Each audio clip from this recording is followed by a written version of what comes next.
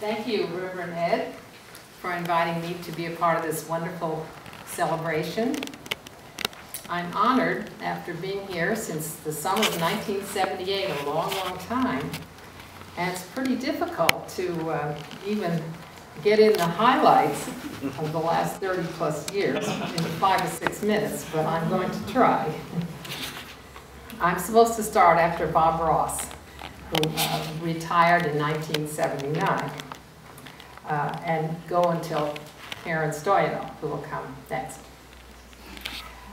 For those of you who are relative newcomers here, I ask you to humor us old-timers, please, and as we reflect on what this church has meant to us. In my mind, tonight's service, I love the title, A Fond Farewell, but it's also an institutional memorial service. And who but its people make up this institution? Tonight I want to mention a few important folks who have been instrumental at Orange Coast and made it such a vibrant place for the past 60 years. Some are gone forever, but they made a wonderful impact. But before I do this, I want to just go through a very brief chronology of the ministers since Bob Ross.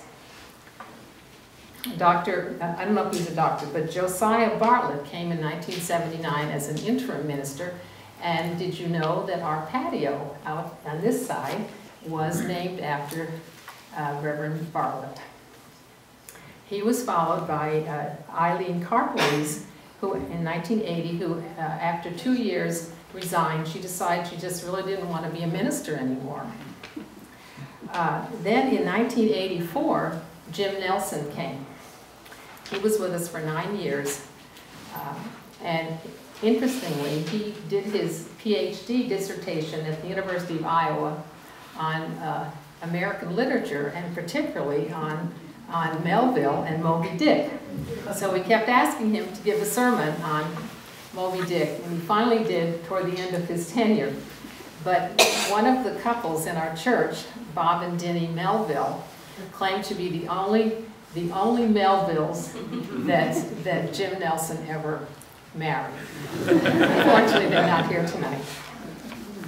After Jim Nelson left, Brandy Lovely was here, and he was a wonderful, wonderful speaker here for a year.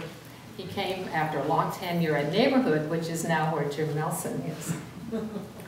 Then we had a time of no minister, and then Reverend Leslie Haybauer became an interim minister, and then Karen Stoyanov came in 1998, and she will tell you about her tenure.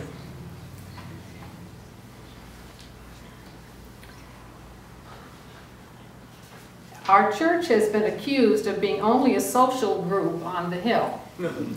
We are a social group with wonderful parties, outings, dinners, auction offerings.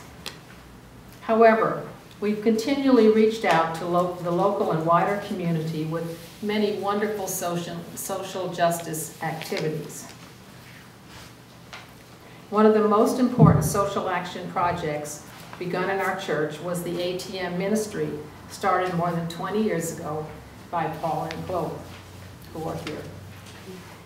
Paul Gethard and Clover Barron, in which highly caloric meals were prepared and distributed to HIV patients. It's a program that Orange Coast can be extremely proud of, and I'm very proud of it, even though I never got very much involved in it. As we get ready to move to the Mesa Verde site, many of us are focused on increasing our membership. Remember the very tall, statuesque woman, Colleen Anderson? Very well organized. She was our membership chair. She always wore an enormous hat with lots of flowers and fruit in it, and any visitors to our congregation could pick her out immediately and ask her all kinds of questions about becoming a member, becoming involved. And it's a fact that our membership increased greatly when she was our chairman. We need somebody like her in our new church. One of our sacred traditions is the coffee hour. A tiny elderly little lady named Alice Forney was always in the kitchen during and before services preparing coffee. She was the first person to be honored with the Unsung Hero Award for her behind-the-scenes work.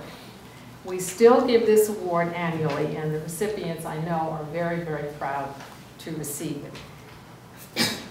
In the early 1980s, our church adopted a Cambodian family. We found an apartment for them, furnished it, helped them adjust to life in the U.S., and Tom and Nancy Lockery were particularly helpful, and even had one of the family, Ashley, live with them and became almost an adopted daughter to them. And they still keep in touch. This was an all-church effort to make this Cambodian family feel welcome in the U.S. Like the Lockerys, Bob and Joan Gillen were what I call pillars of the church for their solid dedication. Bob was president. Joan was probably our first religious education director, and the three classroom building in the west, I think it is, end of the church, is named after the Gillen family. Mike Weinstein, another memorable member. As a very multi-talented lady, she not only directed the choir, but she brought us a number of play readings and musical events. I recall the wonderful Dickens dinner that we had, complete with roast beef and all the trimmings, plus Gilbert and Sullivan music, costume participants that just the whole church got involved in. It was a wonderful, wonderful event.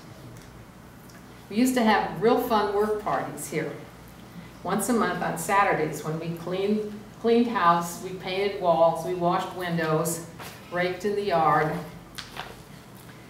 worked in the garden, organized the kitchen. These were times of lively conversation and good food. Craig Sperry and Linda Sonnenstein, now Mr. and Mrs., were great organizers of these parties, and which brought much of the congregation out. And I anticipate that we'll have more of these work parties in our new site, for sure. Finally, I want to say that this church has been a very, very significant part of my life, mainly due to the wonderful people, friendships I've made here, and may it be so in the future. Thank you.